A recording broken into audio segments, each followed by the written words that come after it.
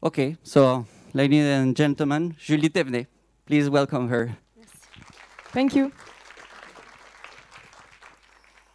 Hello everyone, and first thanks to the committee for this organization, and thanks to Celia for making this day possible and for making my thesis also possible. So I'm Julie Thévenet. I'm a first year PhD student under the supervision of Nicolas Grimaud from the CAP team in the CRNL in Lyon. Oh, it's really weird. And under the supervision also of Nicolas Madvon from the NS Lab in Saint-Étienne. And I'm working on sound perception in crocodiles, and especially on the information coding in crocodilians' vocalization. So it's surely not a common topic for you, so let's hope it will be a funny way to start this day. So first, you may be wondering why study acoustic communication in crocodiles. Because they are poorly studied, and because they are very vocal. They have a true repertoire of calls that is especially essential in the first stage of crocodile's life. So, for example, still from the eggs, the crocodiles can vocalize, emit hatching vocalization that are used to synchronize the hatching and solicit the mother to open the nests. So this is the first type of vocalization. And then juveniles can also emit two principal types of calls that are distress calls, emitting in presence of danger, soliciting an adult protection, but also contact calls, emitting to group the juveniles between each other, and so for the cohesion within what we call nurseries.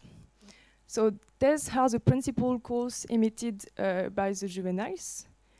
And there is a major question that is, how do these young crocodiles deals with the auditory scene analysis?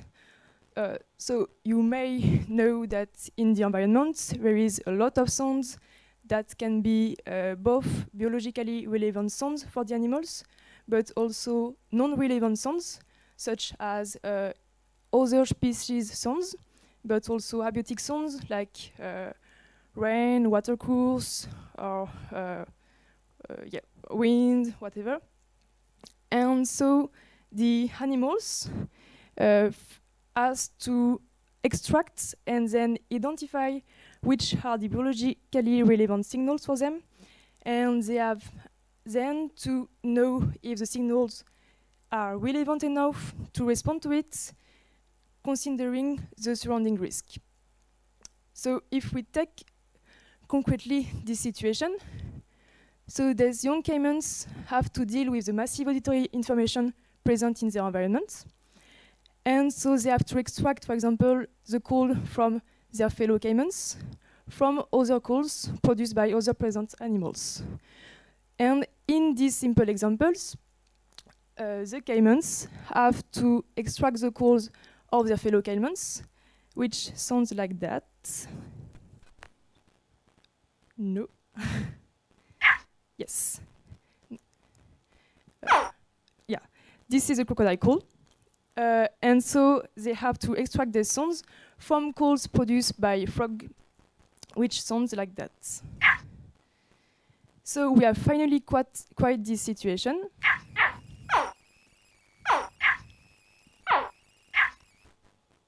And we wonder, how do the caimans perceive the acoustic difference between these two calls? And how do they acoustically define a crocodile call? So there is one hypothesis to predict the response in this artificial situation, which is that they will need a sufficient quantity of information in the call to recognize it as a crocodile call, and that they would categorically perceive an artificial continuous acoustic variation between a frog call and a crocodile call, which means that they will need a sufficient amount of acoustic information to recognize a crocodile call. And this will define a perceptual boundary between the frog category and the crocodile category. So this is a very artificial situation, but this will be used to define the quantity of information that is needed in the call and which type of information is needed in the crocodile call. So we did that in laboratory, and to create the signals, we take one frog call and we gave it the acoustic properties of crocodile calls. And to do so, we decompose first these two first calls into three orthogonal acoustic dimensions: the spectral envelope, the aperiodic component, and the fundamental frequency. And we create acoustic signals in between these two calls by varying all the three acoustic dimensions at the same time. So we get this series of sounds. No.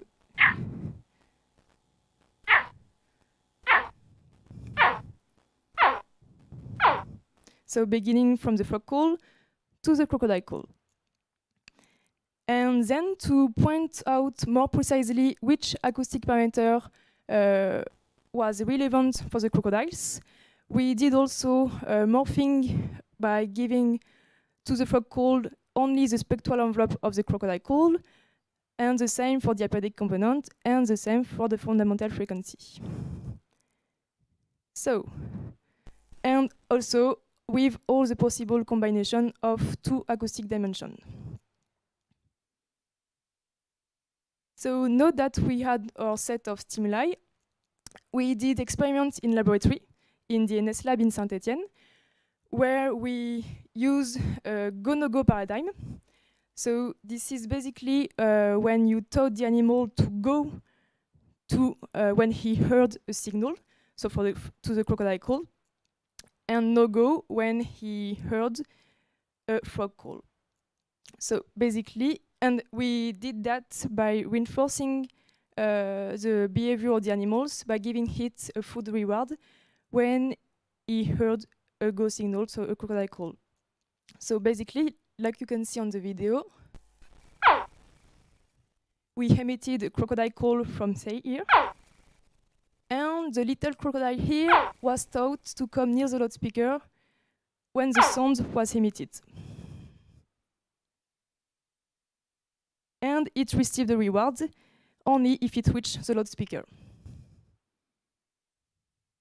And so for the case of the no-go signals, so if a frog call was emitted, the crocodile has to be immobile, and if it reached the loudspeaker in this case, it received no reward.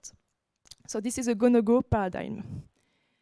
And then, so this is the training, and for the test, so we play back all the stimuli we just saw before, all the chimeric stimuli, and we note if the crocodile come to the loudspeaker or not.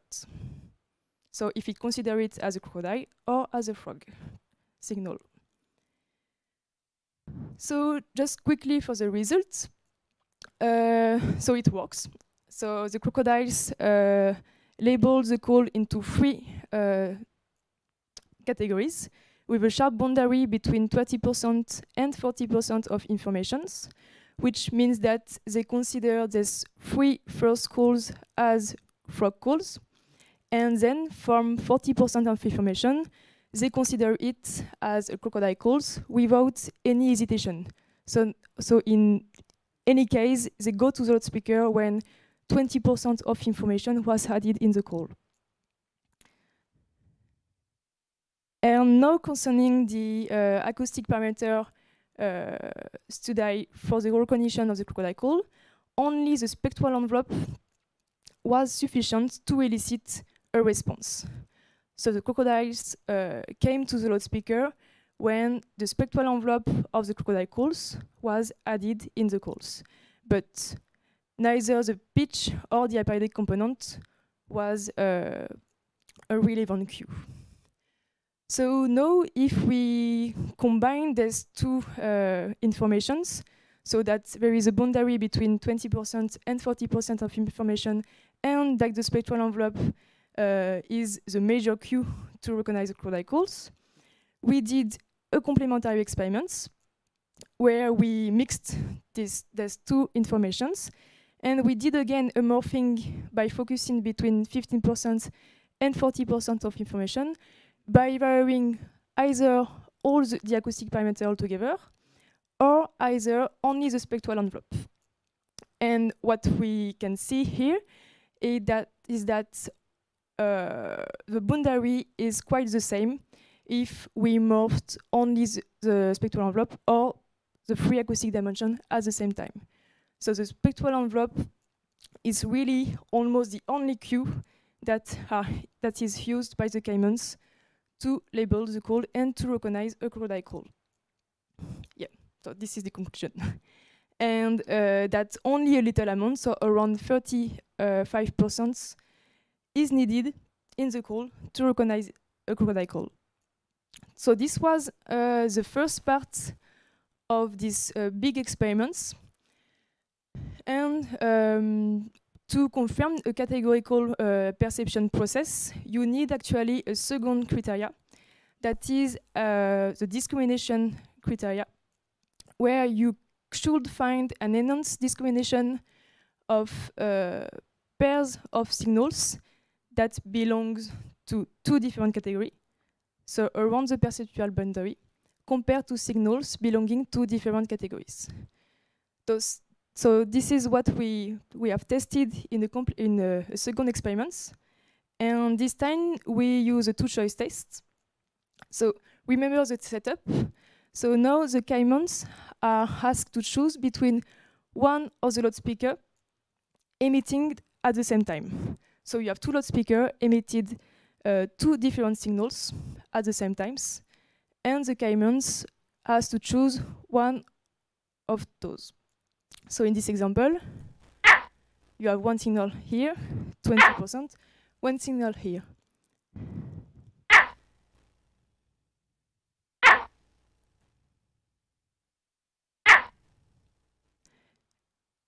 And so in this case, the Caymans did correctly choose the 40% signals, so which is for him the crocodile signals. And so you have to imagine that we did that for all the pairs of signals or the adjacent pairs, and that by repeating a lot the experiments, we could assess if there was a preference for one of the signals in each pair, which should indicate a discrimination process. And so again, very quickly for the results, we did find an agreement with the labeling experiments, which is no signals preferred at all for the pair 0%, 20%. But we did have a large preference for the 40% signals in the 20%, 40% pair, which indicates a discrimination process. So the Caymans did correctly discriminate the 20% and 40% signals, which was not the case for the other pair, where we did not find any preference for one or the other signals. So this is the end of these experiments, where we confine the labeling parts of this series of signals into two distinct categories, and also the discrimination part, where we found an enhanced discrimination at the category boundary. So this is a little steps in terms of methodological practicals to study this process in crocodiles and to study other process in crocodilians with a new training and new conditioning of crocodiles. And we also have a new study in progress to confirm this discrimination process and to go deeper in the discrimination abilities of crocodiles, where we will use a pupillometry, so the dilation of the pupil, to measure precisely the auditory abilities of these crocodiles. So I hope it was not too complicated, and Thank you, everyone.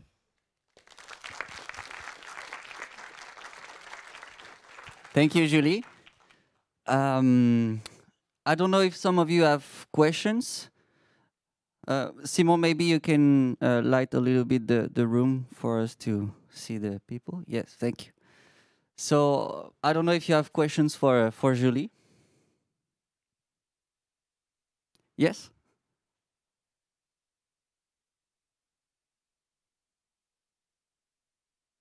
Hi, thank you for the presentation. I was wondering what would be the equivalent in the human auditory system, because I guess is it very different from the crocodile auditory system? And if so, do human rely also on the envelope? What would be the equivalent experiment? And which acoustic feature would be, would it be the same acoustic feature that we would rely on than the crocodile? Yeah, thank you for the question. So this is very well studied in humans, this categorical perception process. And normally you ask human to, so the first part is the same, quite the same. And normally for the discrimination process, so you have pairs of signals and you should say if these pairs are the same or not. And I think in humans, we rely mainly on the fundamental frequency. All the frequency parameters are really relevant signals for us to identify a call and to discriminate two signals. But it should be used other parameters. It depends. I think it depends on the situation, and yeah. I don't know if it's respond to your answer to your question. Do we have another question, maybe? Yes? Thank you for the presentation. And I have just a little question on the experiment. Did you do another experiment for the mother-young recognition with the same experiment or not? And if it's easy to do? We planned to do that in Brazil, but we should have we couldn't go to Brazil, so we did not. Yeah, but this is an idea that we have to see. So if we, I don't know if I can go back. If you remember the two types of calls. So there's two types, distress calls and contact calls. They are very close in terms of acoustic structure. And however, the mother responded to distress call to help the juveniles, but she did not respond to contact calls. So the idea was to create a morphing between distress calls and contact calls and see to which point the mother categorize the calls as distress calls or contact calls. But we need field experiments to do that. And due to COVID situation and a lot of stuff, we couldn't have done this. Okay. Do we have maybe one more question? Or actually, I had one, Julie. So you're saying there are two groups of calls, but I imagine between maybe a male and a female crocodile, it's also different. Maybe between two male also it can be different depending on the morphology or something like this. But you're using one signal or also different signals from different kind of crocodiles? No, so in these experiments, we used just one signal, so the contact calls, because we wanted the crocodile to come to the loudspeaker. So this is basically the perfect situations. Contact calls are used to group juveniles between each other. If you use distress calls, it makes the crocodile go away from the loudspeaker. So we use only contact calls of one species, yes. Okay. And yeah, as you said, this is just calls from juveniles. And in adults, you also have calls that are produced by male or female during the breeding seasons or stuff like that. Okay, thank you. Okay, thank you, Julie. Thank you.